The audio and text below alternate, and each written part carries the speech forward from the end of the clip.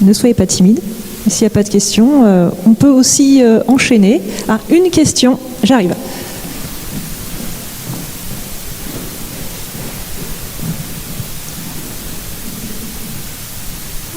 Bonjour. Merci pour cette intervention, c'était super intéressant. J'avais peut-être deux questions, une pour Madame Leroux. Est-ce que, par exemple, le SWOT, est-ce que c'est de l'imagerie où vous choisissez plus ou moins la localisation et ça prend à un moment donné, ou est-ce que, par exemple, on pourrait l'utiliser pour mesurer la hauteur en cas de tsunami, s'il est bien placé? Alors, j'entends très très mal sur l'estrade, mais je comprends. Est-ce que c'est de l'imagerie ou avec le... Ah, je sais pas comment formuler. Non, mais c'est juste que j'entends pas. C'est pas que j'ai pas compris, c'est que j'entends pas. Pardon. Du coup, est-ce que le SWOT, oui. Est-ce que ça fait de l'imagerie où, en fonction de où il est, vous prenez une image à un moment donné, ou est-ce que, par exemple, il serait capable de mesurer la hauteur d'eau, genre le run-up d'un tsunami? Alors, c'est un satellite effectivement défilant. Donc, c'est-à-dire qu'on ne va pas le programmer pour qu'il regarde à un endroit particulier. Donc, si au moment où SWOT passe, il y a un tsunami, on serait capable de mesurer sa hauteur. Alors après, c'est une technologie radar, donc c'est pas de l'imagerie vraiment. Là, on le retranscrit en imagerie pour que ce soit compréhensible. Mais voilà, c'est un satellite qui défile, qui fait le tour de la Terre tous les 21 jours, qui va couvrir la Terre. Donc on peut pas vraiment dire on aimerait aller regarder ici. S'il y a un événement qui se passe, on pourra le capturer s'il est bien sous la trace du satellite. Donc ça, c'est un satellite de démonstration. C'est un peu notre vocation au CNES. Et une fois qu'on a démontré la technologie, elle passe au niveau européen, qui passe au niveau opérationnel. Et donc, dans quelques années, on travaille à ce qu'il y ait 2 satellites qui, donc, du coup, puissent couvrir la Terre et qu'on n'a pas à attendre 21 jours pour avoir ces informations, parce qu'on se doute bien que là, on a pu capturer cette inondation au Brésil, mais on aimerait pouvoir être utile à plus d'endroits en même temps. Merci beaucoup, ça m'a répondu à ma question. Est-ce qu'il y a une autre question? Non, c'est pas. Merci pour la question. Bonjour, j'avais une question pour Monsieur Nani concernant les glaciers. J'ai lu ou entendu que les particules qui se déposaient, particules de poussière, de carbone suie par exemple, qui se déposaient sur les glaciers étaient très néfastes, notamment pour l'albédo. Et j'ai vu qu'il y avait des solutions comme des bâches blanches qu'on posait sur les glaciers. Je voulais savoir si c'était quelque chose d'efficace, que vous en pensiez, et ce que vous pouviez nous dire dessus. Merci. Merci pour la question. Alors, juste sur la première partie, en effet, il y a les particules, que ça peut être des particules d'un... Pour parler du rôle de l'intelligence artificielle dans les prévisions, eh bien, je vous propose d'accueillir Juliette Keff, qui va animer cette session, qui est journaliste et présidente de Vers le Média, accompagnée de Julie Deseille, qui est directrice de recherche au laboratoire L'Océan l'IPSL, et de Jérémy Sursin, qui est météorologue spécialiste intelligence artificielle. Et je sais que nous vous avions annoncé Louis Baudin. Il n'est pas encore là, donc je ne peux pas vous dire s'il va arriver ou pas. En tout cas, on va débuter cette session. C'est à vous. Bonjour à toutes et à tous. Je suis absolument ravie d'être avec vous aujourd'hui pour ce beau forum météo-climat. Effectivement, on va parler d'intelligence artificielle. On devait parler aussi de réalité immersive, mais le sujet de l'intelligence artificielle en soi, dans la météo et le climat, est tellement énorme qu'on va se recentrer là-dessus si Louis Baudin n'est pas là. Avant de commencer, j'avais envie de vous proposer un mini-jeu. C'est 3-4 questions. Ça s'appelle « Qui a déjà ?» Voilà, parce qu'il est 14h30, je sais que vous êtes probablement en pleine digestion, vous êtes un petit peu, vous avez eu beaucoup d'infos déjà depuis le début de cette matinée. Donc c'est très simple, la question c'est « Qui a déjà ?» Si vous êtes concerné par la question, vous vous levez, et sinon vous restez assis. C'est simple. Qui utilise l'intelligence artificielle générative, type ChatGPT, au quotidien, tous les jours? Alors, vous vous levez si vous êtes concerné. Si vous pouvez vous lever, bien sûr, hein, si vous ne pouvez pas. Bah non, mais il y a des personnes qui ne peuvent pas se lever. Je m'attendais à plus de monde. Ouais, moi aussi, je m'attendais à plus de monde. En fait, c'est pas énorme, ok. Qui a déjà utilisé ChatGPT au boulot ou dans ses études sans le dire à ses collègues, à ses profs Tout le monde peut se lever. Ok, bon. On voit, mais vous avez beaucoup d'honnêteté, donc bravo. Hein. Qui pense que le développement des IA a des conséquences sur l'environnement et le climat? Là, c'est bien. Bravo. Ok. Et qui pense que l'IA va remplacer les météorologues? Là, c'est un risque. Hein. Ok. Mais super, vous êtes très optimiste. On va avoir l'occasion d'en discuter pendant cette session. Merci. On va passer à l'association Météo Béziers. Alors, même exercice pour vous. Est-ce que vous pouvez nous présenter votre association et globalement, quelles sont ses actions? On va passer la slide. Oui, voilà, nickel. Merci. Donc, bonjour à tous. Donc, je me présente rapidement. Donc, je m'appelle Mathieu. Je suis président fondateur de l'association Météo Béziers, qui a été créée en 2020. Donc, cette année, on fête nos 5 ans. Donc, on est très heureux, en plus, d'avoir été sélectionné cette année. Donc, Météo Béziers, ça consiste en quoi? On a plusieurs missions. La première, c'est prévision quotidienne, 7 jours sur 7. Notamment, depuis le début de l'année 2024, on s'est efforcé en fait à faire des prévisions tous les jours pour la population sur le site internet.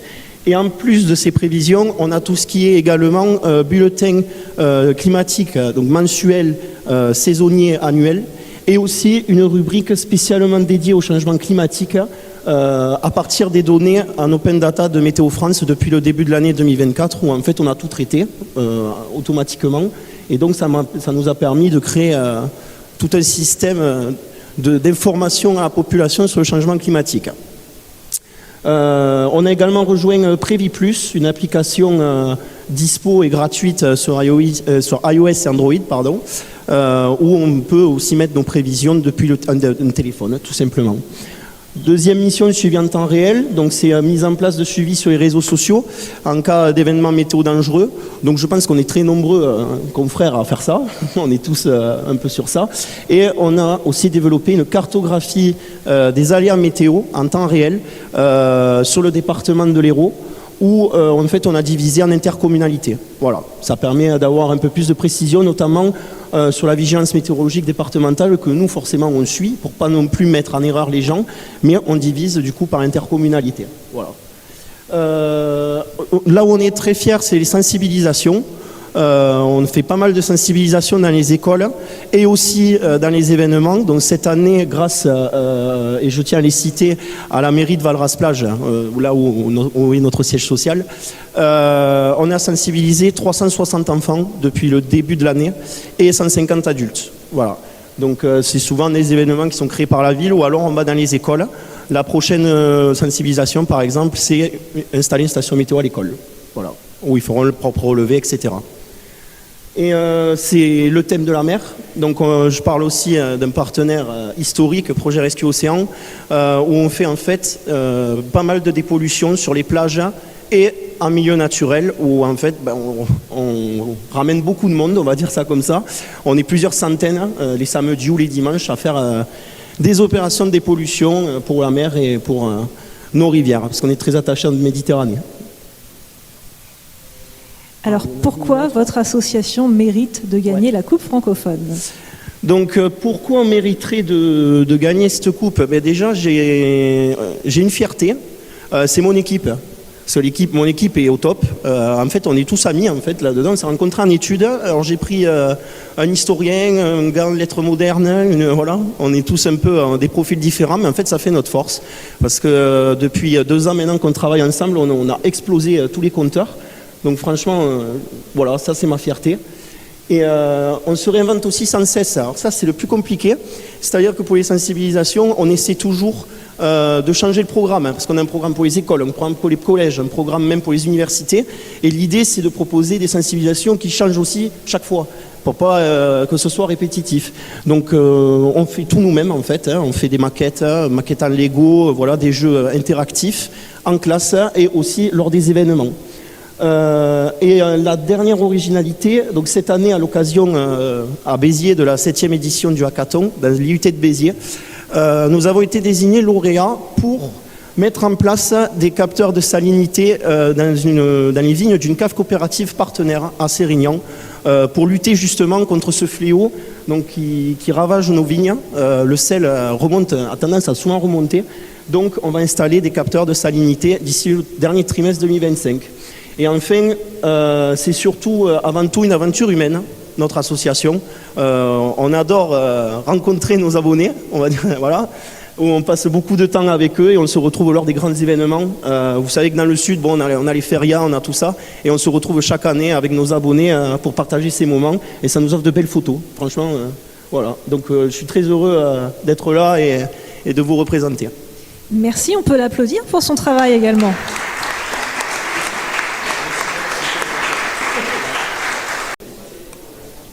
Je vais vous laisser vous rasseoir, ça y est, le jury a délibéré. Alors, on a donc les 3 représentants des associations, Météo Pyrénées, Météo Béziers, Météo Nice 06, nos 2 membres du jury et le plus important, la coupe, évidemment.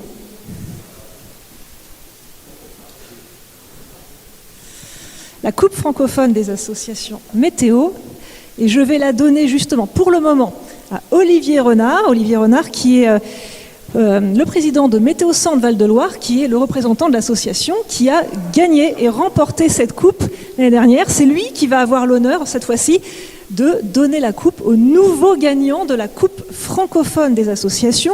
Et nous avons également Joël Collado qui nous a rejoint également dans le jury, qui est président de l'association Météo Centre, président d'honneur de Météo et Climat, président de Météo Climat et météorologue évidemment que vous connaissez bien. Olivier Renard, c'est à vous, je vais vous laisser annoncer le gagnant de l'édition 2025. Donc le gagnant de cette année, ça va être un météo quelque chose. Je vous apprends rien. De façon relativement unanime, après discussion avec Joël et Karine, c'est donc Météo Béziers. Merci.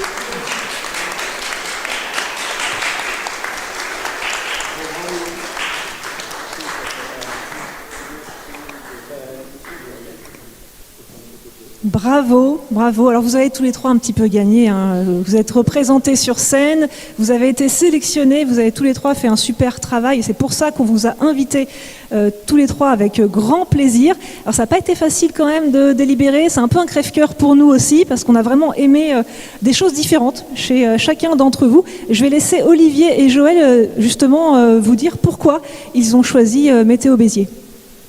Alors moi j'ai toujours mon biais de la pédagogie, hein, c'est une des formations professionnelles, après 15 ans dans l'éducation nationale, mais c'est vrai que moi le fait d'aller former les élèves, d'aller former les adultes, c'est vraiment quelque chose qui me tient à cœur. Ça a été certainement aussi une de nos forces l'année dernière quand on a gagné la première édition, et j'ai trouvé ça normal, et voilà, j'ai milité pour que ça aille dans ce sens-là aujourd'hui. Extrêmement difficile de faire un choix. Ils ont déjà la chance d'être là parmi les nombreux candidats. C'était extrêmement compliqué de choisir un de ces candidats comme étant le vainqueur. Et c'est un peu comme toi, c'est un peu le côté pédagogique. Et puis il y a quelque chose qui m'a bien surpris, qui m'a bien étonné. Je ne savais pas qu'on le faisait, c'était la mesure du sel dans la terre. Là. Ça m'a paru innovant et je me suis dit, tiens, c'est un argument supplémentaire qui permet de mettre ma voix sur Météo Béziers, voilà. Tu veux rajouter quelque chose ? Merci beaucoup au jury, merci à nos 3 représentants d'associations. C'est la fin de ce Meetup Météo 2025. J'espère que cette journée vous a plu, qu'elle a été riche en informations, en rencontres pour vous. Je vous rappelle également une petite information, si vous voulez assister au workshop du Forum Météo à Nice, parce qu'il y a des gens du Sud ici, hein. Si vous voulez aller assister aux conférences à Nice avec d'autres intervenants passionnants, vous pouvez vous inscrire sur le site du Forum international de la météo et du climat. Vous pouvez y assister, il reste encore des places, donc c'est tout à fait possible. Merci aux mécènes et partenaires qui ont rendu cet événement possible. Merci à Christian Vanier pour l'organisation, à Grèce, à Juliette également pour leur travail.